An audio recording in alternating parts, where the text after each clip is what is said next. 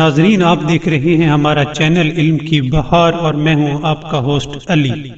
ناظرین، ایک دفعہ کا ذکر ہے کہ ایک شخص رسول اکرم کی خدمت میں حاضر ہوا اور کہنے لگا، یا رسول اللہ، بچوں کا عقیقہ کرنے کے بارے میں میری رہنمائی فرمائیں۔ تب رسول اکرم اس شخص سے مخاطب ہوئے اور فرمایا، اے بندہ خدا، میری بات غور سے سنو۔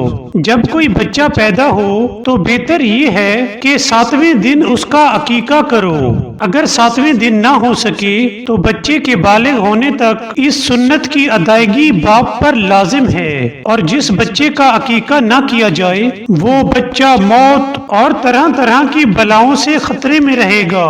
ناظرین، ایک اور مقام پر امام جعفر صادق علیہ السلام کا فرمان ہے کہ عقیقہ کرنا امیر اور غریب دونوں پر لازم ہے، مگر غریب کو جب میسر ہو کر لے، اور اگر میسر نہ ہو تو اس کے ذمے کچھ نہیں۔ اور عقیقہ یا تو اونٹ کا ہونا چاہیے یا بھیڑ یا بکری کا ہو، اور بہتر یہ ہے کہ جانور عیب دار نہ ہو۔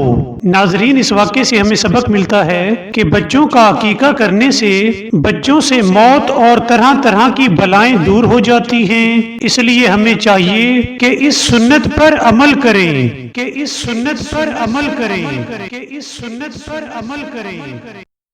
ناظرین، اگر آپ کو ہماری ویڈیو پسند آئی ہو تو سبسکرائب کرنا مت بھولیے گا۔ Thank you.